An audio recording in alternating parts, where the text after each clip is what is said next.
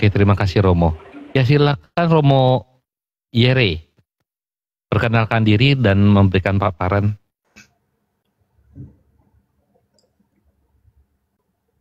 Ya, Coach Charlie. Selamat malam semuanya. Ya, saya Romo Yeremias, MSF. Saya MSF Kalimantan. Jadi perlu ini ya, apa namanya? Di MSF kami ada 2 Romo Yeremias MSF. Satunya MSF Kalimantan, sudah sangat senior, dan satunya ya saya ini. Ya, saya tugas di Kalimantan Tengah, Keuskupan Palangkaraya. Saya untuk kami MSF, kami angkatan pertama yang dikirim ke Malang untuk memulai karya misi di Malang. Itu Opa Jeff kami nampaknya sempat dapat setahun. Mereka akhir-akhir semester mereka itu, kami baru merayap dari bawah. Ya, ya itu saya sekarang tugas di salah satu paroki di daerah Barito Selatan. Ya, kurang lebih itu perkenalannya, Coach Charlie. Ya, terima kasih. Silakan Romo. Baik. Asal. Oh, asalnya dari timur, dari daerah Soe. Satu kampung dengan Pamit Ninuk, lalu juga satu kampung dengan Romo Patris, hanya beda kecamatan. Kami berdua Romo Patris. Saya tamatan seminari menengah Oepoi Kupang. Ketika saya seminaris, Romo Patris dia frater top saya. Jadi begitulah. Jadi kemudian melanjutkan ke Salatiga, lalu kemudian Jogja, lalu kami diutus ke Malang. Melanglang dulu sempat ngekos di SVD, lalu kemudian kemana-mana. Akhirnya sekarang puji Tuhan sudah punya seminari tinggi tersendiri. Tidak seperti SMM punya kerajaan di Joyo Grand. Itu sedikit perkenalan. Baik, Coach Charlie nanti ingatkan ya. Saya kira saya tidak terlalu berpanjang lebar karena materi saya sebenarnya sudah diulas oleh 2 narasumber tadi, Pater Cafe dan Pater Marcel. Saya diberikan tema untuk membahas dari perspektif eklesiologi dan soteriologi. Ini agak lumayan juga ini. Tadi malam Bapak Jeff bilang ini menguras tenaga. Baik teman-teman, kita sudah tahu bahwa tadi gereja itu, kita ngomong soal gereja, yaitu gereja Kristus dan Kristus kepalanya, pendirinya ya Kristus. Itu sudah dijelaskan panjang lebar dengan kutipan-kutipan ayat itu. Tetapi saya ingin memulainya dengan pertanyaan-pertanyaan yang sering kita dengar. Bahwa extra ecclesiam nulla salus. Apakah di luar gereja itu tidak ada keselamatan? Itu pertanyaan pertama. Lalu yang kedua, di mana posisi agama-agama yang lain? Apakah non-Katolik, Islam, dan lain sebagainya? Apakah mereka tidak selamat?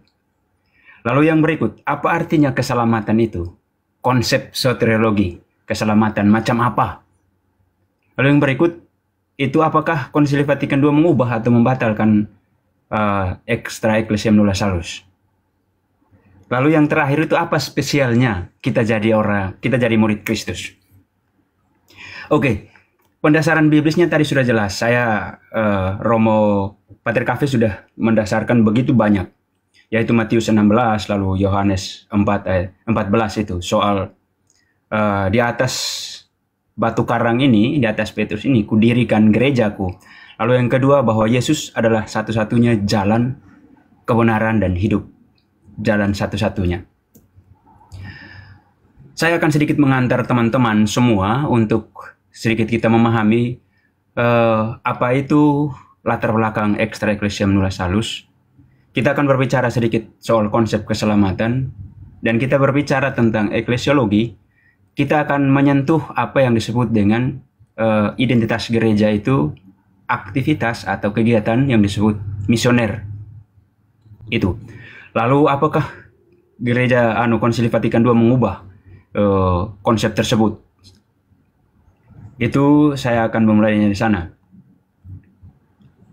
Yang pertama kita lihat, saya menyambung tadi apa yang disampaikan Romo Marcel, bahwa teman-teman ingat kalau kita berbicara soal lahirnya eklesiologi ini, lahirnya extra ecclesiam nulla salus ini, pertama-tama saya mau mengajak semua konsepnya kita kembali bahwa gereja itu satu, Katolik, Kudus, Apostolik, itu satu. Kita paham dulu baik-baik. Bahwa lahirnya gereja itu, yaitu ketika Yesus memberikannya kepada Petrus, itu situ lahirnya situ. Bahwa pendasaran biblis tadi di sana. Maka konsep lahirnya, konteks pertama saya akan mengantar teman-teman untuk dua konteks kurang lebih. Konteks pertama itu konteks lahirnya extra ecclesiam nulla salus. Yang pertama, kita lihat bahwa itu berasal kurang lebih dari Santo Cyprianus dari Kartago, yaitu sekitar abad ketiga, abad keempat. Abad ketiga, abad keempat. Bahwa dia itu seorang uskup. Sebagai seorang uskup, dia melihat bahwa ada fenomena-fenomena yang tidak beres di keuskupannya. Fenomena itu adalah adanya banyak umat yang murtad. Lalu kemudian fenomena itu membuat dia dalam suatu saat dia berkhotbah. Khotbahnya itu jelas bahwa di luar gereja tidak ada keselamatan. Dan itu dia selalu mengulanginya dari seperti tadi kita ngomong, Pater Cafe ngomong soal Bahtera Nuh, lalu kemudian kapalnya Petrus dan lain sebagainya. Ini poin pertama yang perlu kita ingat. Bahwa dia berkhotbah, dia melihat fenomena tersebut dan dia mengatakan, kalian yang keluar dari gereja Katolik, dia berada di luar gereja Katolik, kalian tidak selamat. Jadi konsep ini itu lahir dari sana.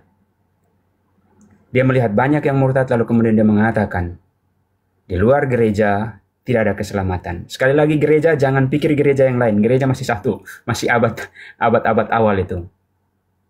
Lalu kita juga lihat, dia akan menganalogikan seperti kapal Nuh. Bahwa orang yang tidak masuk ke kapalnya Nuh, dia tidak akan sampai pada yang namanya keselamatan itu. Dan kita perlu ingat bahwa saat itu gereja gereja berada dalam minoritas. Gereja masih berada dalam minoritas di konsep-konsep Yudaisme saat itu. Nah, ketika abad pertengahan, kemudian nanti kita lihat lagi, konsep ini dilanjutkan oleh Agustinus. Bahwa seseorang tidak akan memperoleh keselamatan jika ia berada di luar gereja. Sekali lagi masih dalam konteks yang sama. Konteks yang sama. Dan yang paling penting dan semakin menuju ke sini adalah nanti muridnya atau penerusnya Santo Agustinus, yaitu Santo Fulgensius dari Ruspe. Itu tahun 467 sampai 527 kurang lebih. Dia semakin tegas mengatakan bahwa di luar gereja tidak ada keselamatan. Di luar Bahtera itu tidak ada keselamatan. Latar belakangnya adalah Ruspe saat itu dia sedang berhadapan dengan yang namanya serangan-serangan dari bangsa barbar.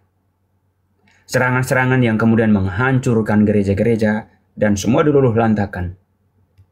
Maka kemudian konsep extra ecclesiam nulla salus ini ditegaskan kembali oleh Ruspe bahwa yang tidak akan selamat di luar gereja yaitu orang-orang barbar, Yahudi, dan juga orang yang tidak percaya. Nah, ini sudah kelihatan lagi. Dan Ruspe kemudian memperluas lagi pemahaman tersebut. Nah, sementara kita melihat perkembangan gereja saat itu makin bertumbuh, makin berkembang, sehingga nanti pada tahun 313 itu kemudian gereja diproklamirkan menjadi begitu kuat, menjadi sudah diakui oleh Edith Milan itu, gereja yang tadinya minoritas naik menjadi mayoritas. Gereja sudah mulai punya kuasa dan kemudian berkembang kemana-mana sampai ke Eropa. Maka ketika kita berbicara Eropa itu pasti konsepnya adalah kekristenan. Nanti akan semakin tegas lagi nanti dari Paus Bonifasius ke-8 pada tahun 1032 itu. Dalam salah satu bulannya itu, Bula Unam Santam. Itu dia mengatakan hanya ada satu gereja Katolik, Kudus, Apostolik. Di luar dari itu tidak ada keselamatan.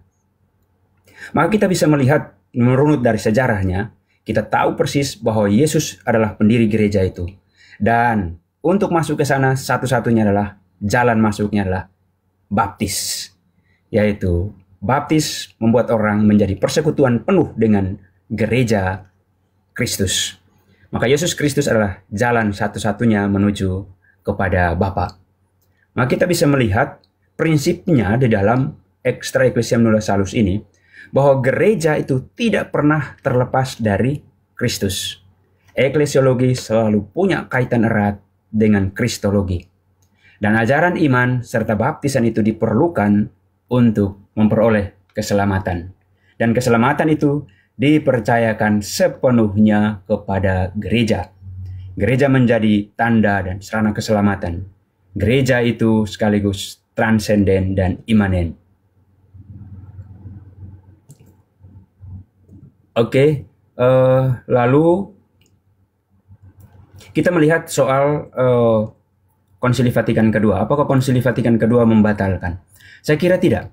Konsili Vatikan kedua itu sangat apresiatif. Sangat apresiatif. Dia tidak mengubah apapun, tetapi dia sangat apresiatif terhadap konsep ini, konsep Extra Ecclesiam Nulla Salus. Bahwa di sana kemudian kita melihat gereja itu dipercayakan, gereja dalam karyanya itu juga pada saat yang sama kita melihat konteks berikutnya. Ketika dalam Matius 16 lalu kemudian gereja diutus perintah misioner, poin yang berikut soal perintah misioner, bahwa pergilah, baptislah mereka dan seterusnya. Pasti gereja itu bersentuhan dengan yang namanya konteks-konteks tertentu. Konteks budaya setempat, konteks multikulturalisme, bahkan juga kepercayaan-kepercayaan tertentu. Lalu di dokumen Konsili Vatikan kedua, Lumen Gentium yang nomor 16 serta Katekismus Gereja Katolik 847, ini semakin ditegaskan relasi kita dengan teman-temannya, bahwa konsep keselamatan itu pada dasarnya ditawarkan kepada semua orang. Jadi Extra Ecclesiam Nulla Salus ini pada saat yang sama intinya adalah dia mau mengajarkan kepada umat Katolik supaya makin militan. Tugasnya itu terus mewartakan sabda Tuhan. Aktivitas misioner itu terus berlanjut. Nah, lalu kemudian masuk ke konteks-konteks berhadapan dengan misalnya kita sudah masuk ke Indonesia contohnya. Dia akan berhadapan dengan berbagai macam kebudayaan termasuk dengan keagamaan. Maka kemudian Konsili Vatikan kedua dia tidak mengubah apapun, tapi dia sangat apresiatif dan sangat mendukung itu. Sehingga dalam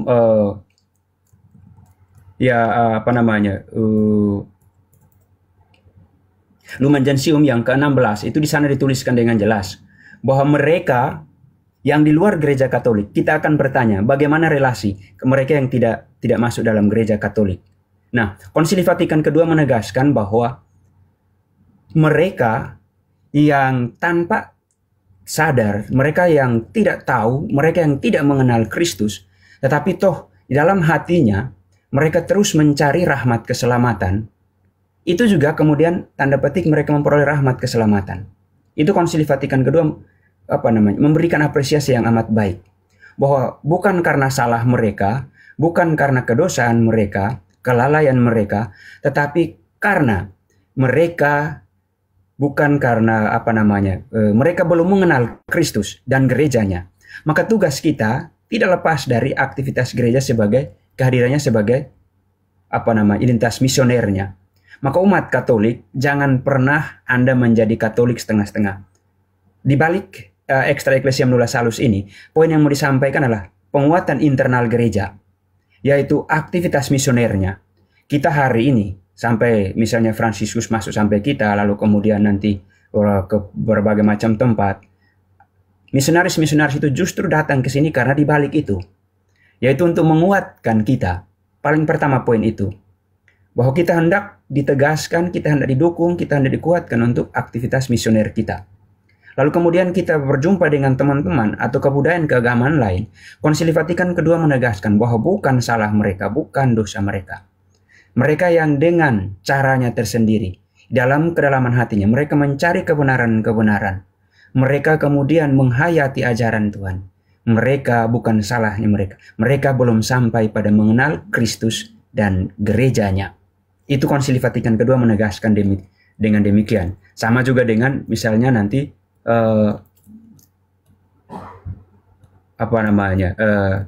di Katekismus Gereja Katolik juga tulis yang sama, bahwa bagaimana dapat dimengerti ungkapan ini bahwa Kristus sebagai kepala gereja. Mereka yang dengan jelas-jelas belum mengetahui dan belum mengenal iman akan Kristus, mereka juga memperoleh rahmat keselamatan. Itu nanti dari kutipan pendasaran biblis ada bahwa keselamatan itu ditawarkan kepada semua orang.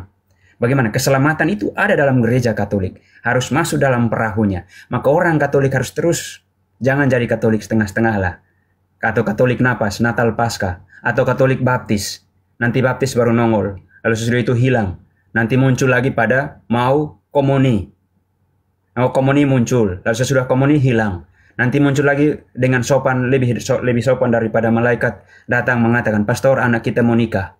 Selesai nikah hilang lagi. Nah itu bukan rohnya Extra Ecclesia Universalis. Justru disitulah Extra Ecclesia Universalis mengatakan, you harus menjadi misionaris. Maka banyak dokumen yang mengatakan bahwa misionaris bukan hanya kaum berjubah, tetapi juga Anda semua, awam.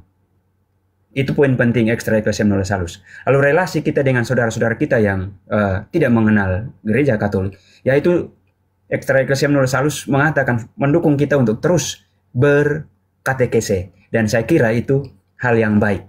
Hal yang baik seperti saat ini juga baik. Lalu kemudian orang akan bertanya, loh gimana Romo? Lalu sia-siakah saya jadi murid Kristus? Sabar dulu, sabar. Di balik konsep Extra Ecclesia Universalis perlu diperhatikan konsep tentang soteriologi keselamatan. Apakah keselamatan itu? Teman-teman, keselamatan itu jangan diingat atau jangan dipikir bahwa keselamatan itu post mortem atau sesudah meninggal. Tidak seperti itu konsepnya. Bahwa spesialnya gereja Katolik, murid-murid Kristus adalah keselamatan itu sudah dihayati sejak kita ada saat ini. Keselamatan itu dikerjakan dan terjadi setiap saat. Hic et nun. Keselamatan itu sudah dirintis sejak di dunia ini. Maka kita akan mendengar doa Bapa kami setiap kali kita doakan, jadilah kehendak-Mu di atas bumi dan di surga. Maka keselamatan itu di dalam Yesus Kristus berarti kita berkumpul bersama dalam rasa persaudaraan. Itu juga rahmat keselamatan. Hidup bersama dan di dalam Yesus, hic et nun adalah keselamatan itu. Hidup di dalam gereja, hidup di dalam perahu yang satu, yaitu perahu gereja Katolik. Maka pola hidup Yesus, gaya hidup Yesus, cita rasa surgawi, lalu kemudian sukacitanya, itu harus sudah kita daya gunakan sejak kita berada di dunia. Bukan konsep nanti mati saya masuk surga. Sabar dulu. Itu sudah kita cicipi mulai saat ini. Maka saya menuliskan budaya Yesus Kristus itu harus dibawa dalam budaya hidup harian. Itu yang namanya konsep eklesiologi di balik Extra Ecclesia Universalis. Jadi selamat di dunia, selamat di akhirat. Jadi itu bagaimana spesialnya murid Kristus? Spesialnya murid Kristus adalah mulai kita berdoa Bapa kami tadi, jadilah kehendak-Mu di atas bumi dan di surga. Keselamatan itu sudah mulai dari sekarang. Keselamatan itu adalah masuk dalam perahu Petrus, kita berlayar menuju keselamatan itu. Nah, koda kita Yesus Kristus, Gereja Katolik yang satu, kudus, Katolik, dan apostolik. Terima kasih, selamat malam, Tuhan berkati semuanya. Terima kasih Romo. Amin. Tepuk tangan untuk Romo Jerry.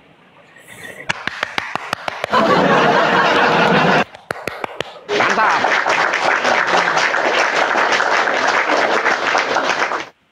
Ada yang bisa ke Charlie sebentar. Ada yang bisa ke akunnya Romo Patris kah? Soalnya beliau ini, atau mungkin ada halangan ya? Sudah saya WhatsApp Romo. Ada halangan karena nanti besok itu penyambutan almarhum. Oke. Agung Kupang.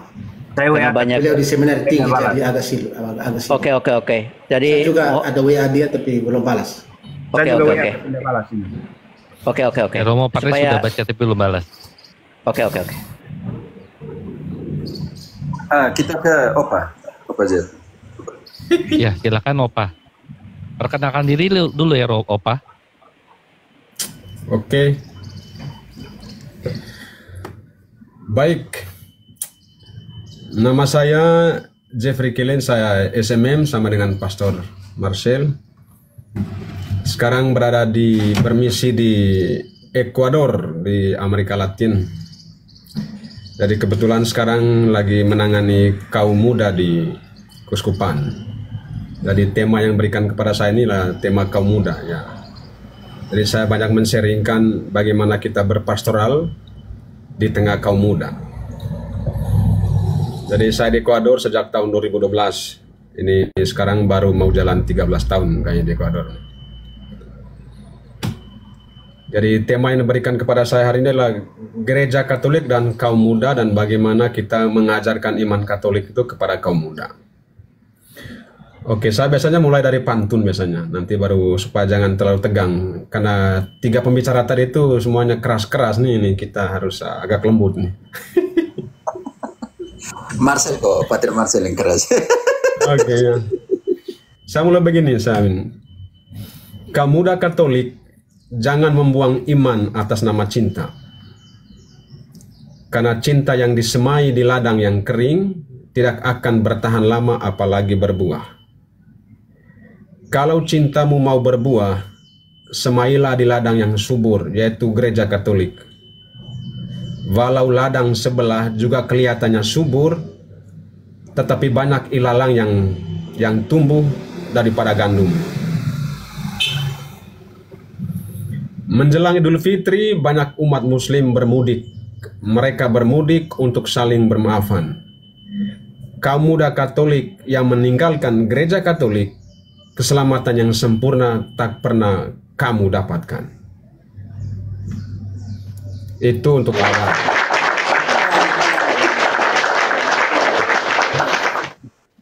Dalam dokumen terakhir tentang kaum muda, Sinode para uskup dan anak muda sedunia beberapa tahun yang lalu yang melahirkan satu dokumen yang bernama Christus Vivit.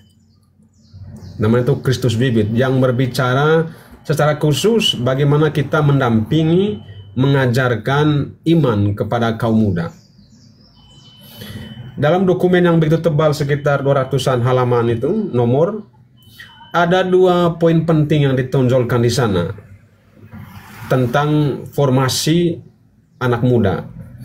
Yang pertama itu dikatakan formasi doktrinal namanya. Lalu yang kedua formasi moral. Formasi doktrinal dalam hubungan dengan anak muda adalah menghantar anak muda Katolik untuk bertumbuh dalam cinta persaudaraan yang termanifestasi dalam kehidupan komunitas dan pelayanan gerejawi. Artinya, formasi doktrinal ini menghantar kaum muda untuk memahami ajaran gereja, lalu bukan hanya sekedar memahami dengan kepala, tetapi juga memahami ajaran gereja dalam tindakan pastoral yang konkret setiap hari. Itu intinya. Lalu yang kedua adalah formasi moral. Dalam dokumen itu dijelaskan begini, formasi moral dalam kaum muda itu menghantar anak muda Katolik untuk bertumbuh dalam cinta persaudaraan. Itu juga satu. Dan yang paling kecil adalah menghantar mereka untuk berjumpa dengan Sang Pencipta dalam relasi mereka dengan sesama misalnya. Satu tambahan lagi dalam formasi doktrinal itu menghantar anak muda untuk mendalami pengalaman perjumpaan mereka dengan Allah melalui Yesus. Jadi kita menjumpai Allah itu bukan hanya sekedar dengan pengalaman yang nyata, melalui pendapat para bapak gereja yang disampaikan oleh Romo Marcel, tadi Romo Jerry dalam kitab suci. Dan kita harus menghantar anak muda itu sampai berjumpa dengan Tuhan Sang Pencipta. Sedangkan formasi moralnya lah manifestasi dari doktrinal itu, bagaimana kaum muda itu menghidupi itu dalam kehidupan yang nyata sebagai anak muda dengan berbagai macam problema yang ada saat ini. Lalu poin berikut, ada 3 poin utama dari kaum muda secara teologi pastoral. ada 3 fundamen dasar dari kaum muda Katolik yang dilihat dari perspektif teologi pastoral. Pertama, fundamen teologi, dasar teologi. Dasar teologi ini tentu saja ada 3 hal. Kehadiran Allah dalam hidup mereka yang memberikan kehidupan kepada kaum muda. Yang kedua, kehadiran Yesus sendiri yang menyelamatkan mereka dari segala dosa dan kesalahan dan menghantar mereka akhirnya pada keselamatan yang sempurna, tentu dalam gereja Katolik. Dan yang ketiga adalah penyertaan Roh Kudus sepanjang masa sejak mereka dibaptis sampai usia mereka anak muda sekarang. Supaya apa? Supaya mereka jangan memilih jalan yang salah. Begitu banyak jalan, tetapi hanya satu jalan kebenaran. Begitu banyak gereja, tetapi hanya satu gereja yang sempurna. Walaupun banyak tetek bengek di dalamnya, tapi Roh Kudus itu menghantar kita ke situ. Banyak jalan, banyak pilihan, tapi hanya satu pilihan yang sempurna, yaitu gereja Katolik, pilihan yang paling tepat. Kalau mau selamat, bergabung. Kalau tidak, keluar. Lalu aspek teologis ini juga itu membangun proyek kehidupan yang mengalir dari Yesus. Jadi kita sebagai agen pastoral mendampingi kaum muda supaya mereka membangun proyek kehidupan mereka itu seperti yang dibangun oleh Yesus. Apa proyek kehidupan Yesus? Setiap hari berjalan dengan orang berdosa, menemui orang-orang miskin di jalan. Itu proyeknya Tuhan Yesus begitu. Tapi proyek besarnya Tuhan Yesus adalah itu menyelamatkan dunia dengan kematian di kayu salib. Nah, anak muda juga kita harus mengarahkan mereka supaya mereka memiliki proyek sendiri. Tapi proyek itu yang berdasarkan dari inspirasi dari Allah Tritunggal tadi. Allah yang memberikan hidup, Yesus yang memberikan kepada keselamatan, dan Roh Kudus yang mengorientasi anak muda supaya mereka jangan memilih jalan yang salah. Karena sekali memilih jalan yang salah, semuanya akan menjadi salah, kan? Akan menjadi hancur semuanya, kan? Karena itu banyak pilihan, banyak opsi, tapi cuma satu yang menghantar kita pada kesempurnaan yang sejati, kan?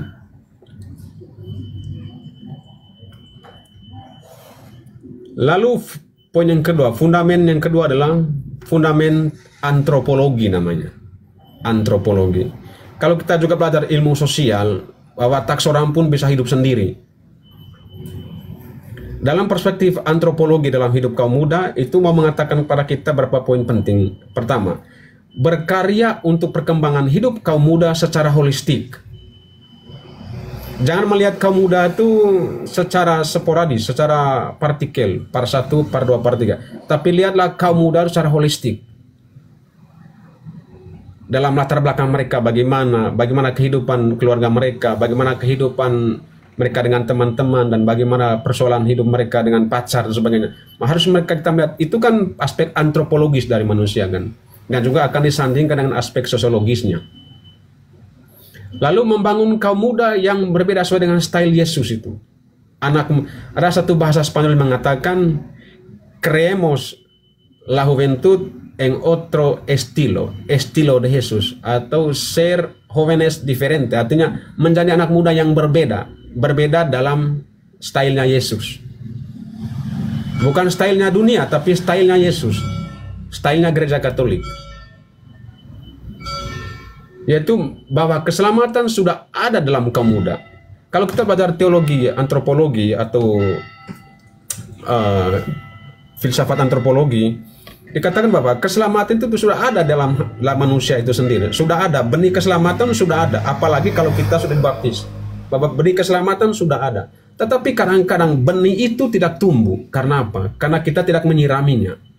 Kadang-kadang benih itu tidak tumbuh dalam kaum muda. Karena apa? Karena kaum muda tidak ada orang yang mendampingi mereka, mengorientasi mereka. Karena banyaknya persoalan yang mereka alami, akhirnya benih itu tidak tumbuh. Benih itu tidak tumbuh. Karena itu dalam aspek antropologis, bahwa keselamatan sudah ada. Maka kita sebagai agen pastoral harus ke sana, harus menjemput bola, harus mencari bola itu. Harus mencari bola ke sana, supaya kita memberikan pupuk-pupuk yang bagus supaya benih itu tumbuh dalam diri anak muda. Bahwa kaum muda itu rapuh, iya. Tapi mereka juga kuat. Itulah manusia, itulah anak muda.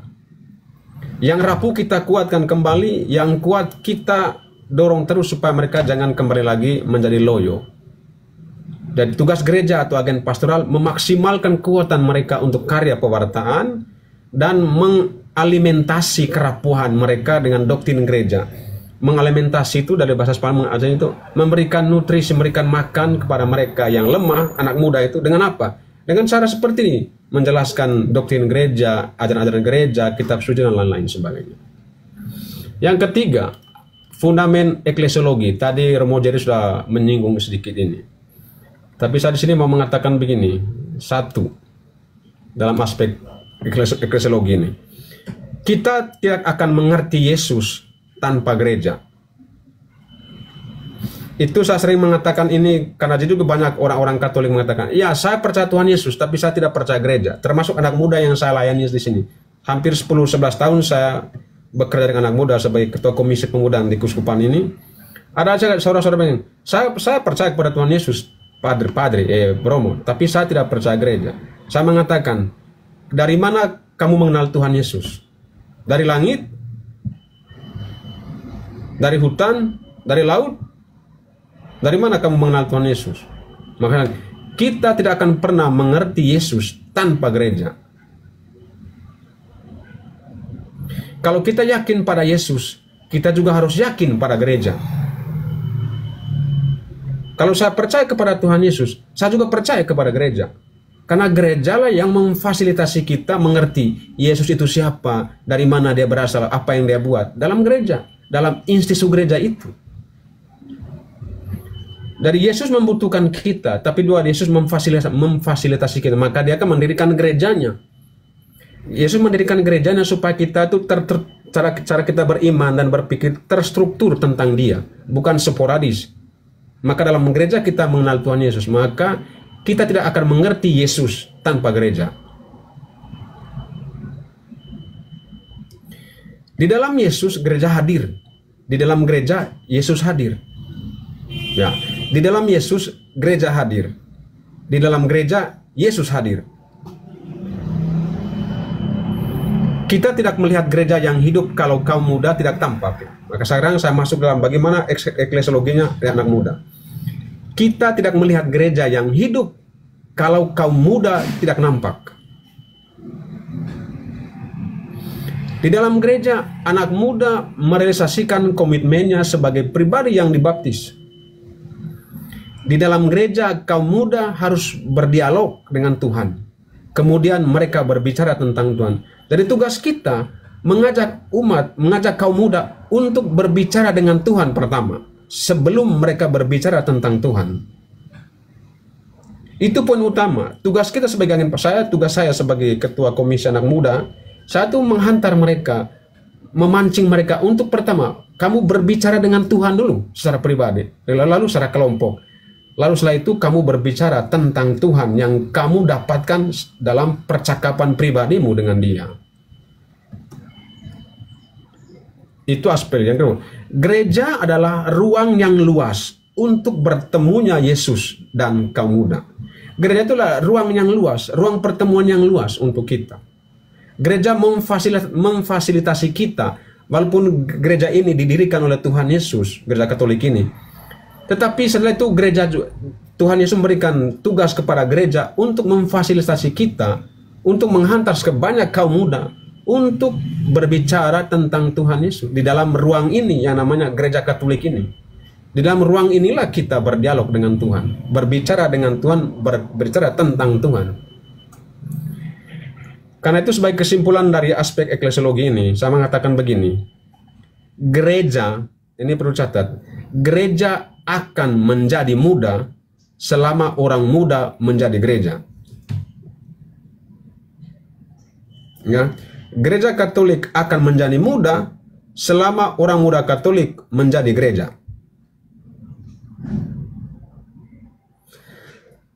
Poin berikut. Nah, sekarang ada anak muda Katolik yang bagaimana yang harus kita bangun. Anak muda Katolik yang bagaimana yang harus kita bangun. Pertama, yang harus kita bangun adalah kaum muda yang selalu jatuh cinta dengan Yesus dalam gereja Katolik. kita, pengajaran kita, tugas kita akan pastoral, itu membuat anak muda itu jatuh cinta dengan Yesus. Itu pertama. Harus buat jatuh cinta dulu. Karena kalau mereka tidak jatuh cinta, susah mereka. Karena orang yang lagi jatuh cinta biasanya mau hujan, mau panas, mau tidak ada motor, jalan kaki untuk berjumpa dengan pasangannya. Karena dia lagi jatuh cintanya itu. Mau orang tuanya larang dia untuk kesana, tidak, dia tidak peduli karena dia sudah jatuh cinta. Dan orang yang jatuh cinta itu pasti akan dia berkorban, apapun yang ada. Karena itu dia akan selalu mencari cara agar cintanya terus bertambah. Dia akan berjuang untuk menghalau segala godaan yang datang. Dia akan memilih Yesus sebagai prioritasnya dalam hidup. Walaupun banyak jalan, dia akan memilih jalan. Karena jalan ini dia sudah jatuh cinta dengan jalan ini. Apapun saya akan labrak. Kata orang Flores, apapun saya akan hantam, saya akan lipat. Orang Flores katakan begitu. Ya, gunung dan lautan akan saya daki, yang penting saya mendapatkan si jantung hati. Kan? Oke. Poin yang kedua, anak muda yang harus kita bangun, kaum muda Katolik yang merasa bangga dengan iman kekatolikannya. Merasa bangga. Itu. Kalau saya jatuh cinta, pasti saya bangga dengan pasangan saya. Pasti saya bangga dengan iman saya. Dimanapun saya berada. Misalnya ini, sekarang kan anak muda, kalau di situ banyak orang dari agama lain, dia malu-malu untuk buat begini. Malu dia. Malu. Dan kita harus taman anak muda, kaum muda yang bangga dengan iman kekatolikannya. Bangga bukan artinya sombong, bukan. Bangga artinya merasa memiliki, merasa nyaman, itu rasanya bangga. Ya. Dalam bahasa Spanyol itu ada bedanya. Walaupun menggunakan kata yang sama, orgulloso, tapi satu orgulloso itu arti sombong dalam arti yang negatif, tapi ada juga sombong yang artinya positif. Saya merasa bangga, estoy orgulloso namanya, saya bangga dengan dia. Harus bangga. Kalau kita tidak bangga dengan iman anak muda, makanya mereka akan lari, datang satu ke sana, datang satu ke sini, karena tidak punya rasa kebanggaan. Saya bangga artinya menjadi prioritas. Yang ketiga, anak muda yang kita bangun adalah kaum muda yang mau terlibat aktif atau partisipasi aktif dalam seluruh kehidupan menggereja. Maka saya mengundang para pastor paroki terutama, berilah mereka kepercayaan. Bukalah pintu pastoran itu lebar-lebar. Jangan menutup pintu pastoran untuk anak muda. Bukalah pintu pastoran itu untuk anak muda masuk. Itu 3 hal penting bagaimana kita membangun anak muda. Anak muda yang jatuh cinta dengan Yesus, anak muda yang bangga dengan iman kekatolikannya, dan anak muda yang mau terlibat aktif dalam kegiatan menggereja. Itu 3 poin penting yang harus kita bangun agar anak muda Katolik kita ini jangan berpindah ke lain hati, atau jangan-jangan selimut tetangga lebih hangat daripada selimut sendiri di rumah. Lalu berikut, bagaimana kita merealisasikan 3 poin di atas tadi, yang saya belum tadi, yaitu kaum muda yang jatuh cinta, kaum muda yang bangga, dan kaum muda yang aktif. Pertama, saya sering mengungkapkan ini, slogan yang saya dengungkan selama ini sampai sekarang ini, yaitu dengungkanlah terus slogan ini. Anak muda adalah masa kini gereja Katolik, bukan masa depan.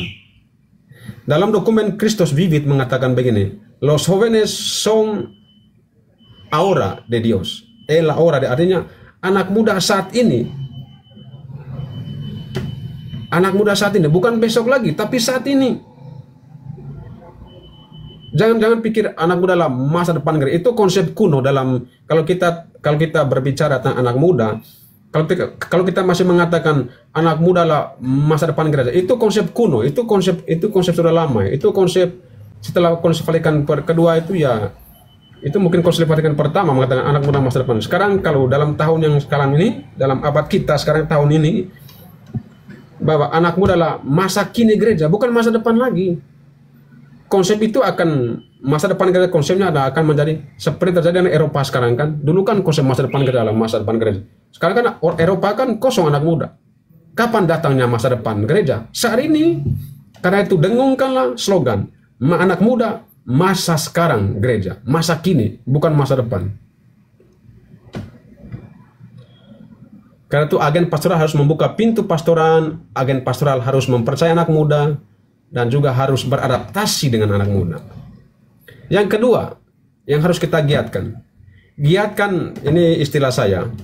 Giatkan model pastoral bertamu di rumah atau belanja harapan di rumah kaum muda.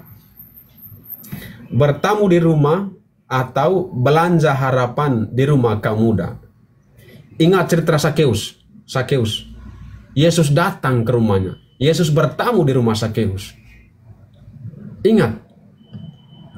Yesus bertamu di rumah Sakeus. Nah, apa yang kita lakukan? Begini. Kita masuk dalam rumah anak muda. Ngopi bareng, cerita bersama, nyanyi bersama, sharing bersama. Kita masuk melalui pintu anak muda ini. Kita bertamu di rumah mereka.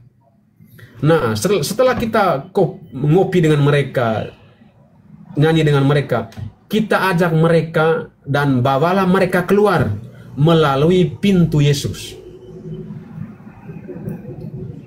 Masuk melalui pintu anak muda, bertamu dengan mereka di dalam. Lalu kita ajak mereka keluar dan kita bawa mereka melalui pintu Tuhan Yesus. Dalam kalimat yang sederhana, masuk rumah melalui pintu anak muda, keluar rumah melalui pintu Yesus. Kemudian bawa mereka bertamu di rumah Tuhan, yaitu gereja. Kita ajak mereka untuk bertamu di rumahnya Tuhan Yesus, yaitu gereja Katolik. Nah sekarang pertanyaan, adakah keselamatan di luar gereja Katolik dalam konteks kaum muda? Nah, ini harus dijawab dengan baik ini, supaya anak muda jangan jatuh ke relativisme. Dalam konteks kaum muda, yang saya omong dari pengalaman pribadi di sini, di Ekuador. Karena di sini banyak sekali denom. Setiap hari muncul satu, setiap hari muncul satu, 2 orang muncul, besok muncul satu lagi, tiap hari.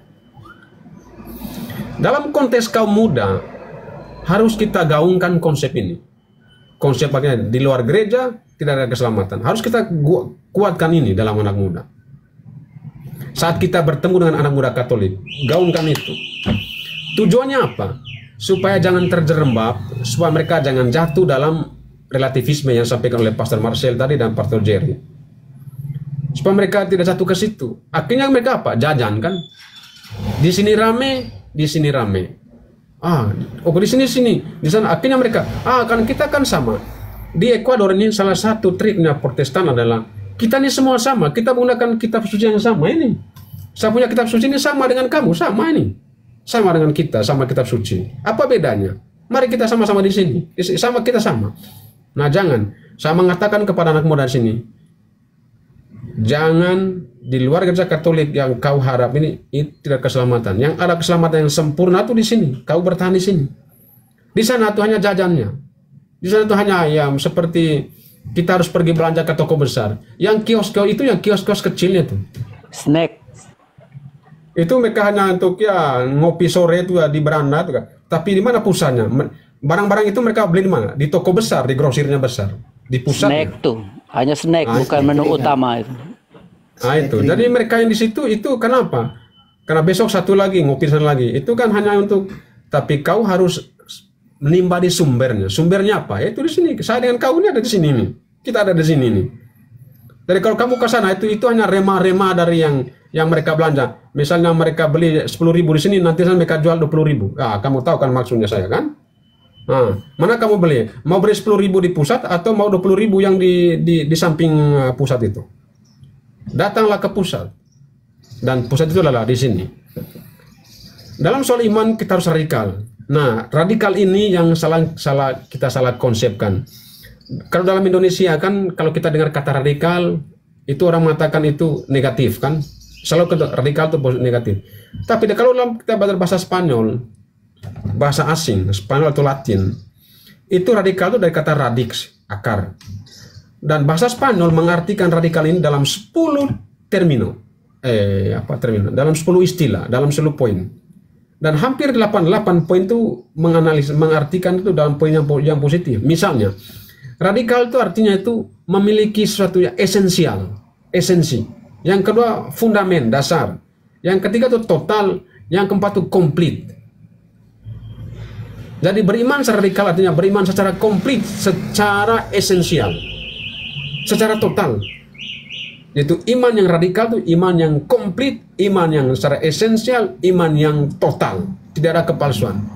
Dalam Injil kan mengatakan itu plenitud dalam bahasa Spanyol, dalam kepenuhan yang total.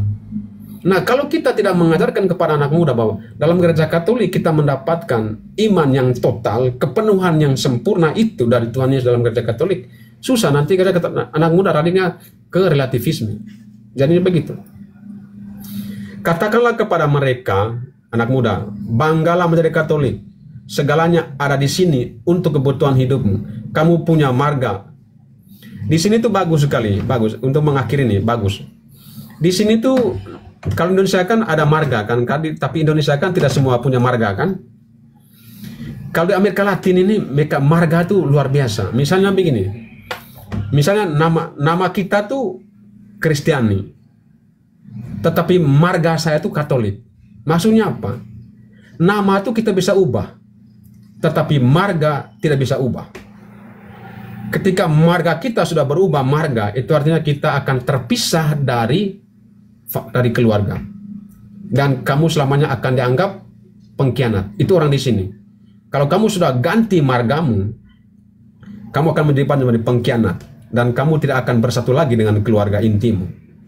Karena itu saya bilang begini, anak muda di sini. Marga kamu adalah Katolik. Namamu adalah Kristiano atau Kristen. Namamu Kristen. Tetapi margamu adalah Katolik. Kamu bisa mengganti namamu dari Jeffrey menjadi Jerry, dari Jerry menjadi Cafe, dari Cafe menjadi Marcel. Itu kamu bisa ubah. Tetapi margamu itu tidak akan pernah kau rubah. Ketika kau rubah margamu, kamu akan terpisah dari keluarga inti dan kamu akan dicap sebagai pengkhianat. Siapa pengkhianat kita dalam gereja Katolik? Yudas Iskariot. Karena itu, untuk mengakhiri ini semuanya ini, saya berikan 2 contoh anak muda yang berkualitas. Misalnya, Santo Laurentius yang hidup dari abad kedua tahun 2225 sampai 258, usia 33 tahun dia meninggal dari Roma. Anak muda yang memperjuangkan iman Katolik, anak muda yang selalu berusaha di Roma untuk melawan penindasan, dan dia berusaha untuk menyatukan orang-orang Kristen di Roma dan menguatkan iman Katolik. Tetapi muncul anak muda yang lahir abad ke-16, dia bukan lagi mempersatukan gereja, tapi dia memperandakan gereja. Siapakah dia? Semuanya tahu. Dari itu, anak muda yang hidup abad kedua, Santo Laurentius, yang berusaha mati-matian sampai nyawanya pun dikorbankan karena tidak mau menyangkal Yesus, tidak mau menyangkal gereja Katolik. Dia relakan nyawanya, digoreng seperti ikan. Tetapi muncul anak muda yang abad ke-16, dia memporak-porandakan semuanya yang sudah diwariskan oleh Yesus, oleh para rasul, oleh para bapak gereja, dan para nabi. Dan akhirnya sekarang bagaimana? Semuanya akan berantakan. Karena itu, itulah penjelasan saya. Mengakhiri ini, saya biasanya mengakhiri dengan pantun ini. Di kebun Romo Marcel ditanami pohon jati, diterbang Romo Jerry untuk dibuat sampan. Wahai kaum muda Katolik, jangan pindah ke lain hati, karena cinta yang kedua tumbuh karena ketidaksetiaan. Buah duren sudah saatnya untuk dipetik pagi untuk dipasarkan. Kaum muda Katolik, cintailah gereja Katolik, surga dan hidup kekal sudah jaminan. Semua pemain bola memakai sepatunya dibuat perusahaan milik perusahaan 3 bersaudara. Wahai kaum muda, jadilah seperti Tritunggal Maha Kudus, 1 tapi 3, 3 tapi 1. Jangan seperti trilogi Luther, Calvin, dan Zwingli, 3 bukan 1, 1 bukan 3. Terima kasih, selamat malam, berkat Tuhan. Cakep, tepuk tangan.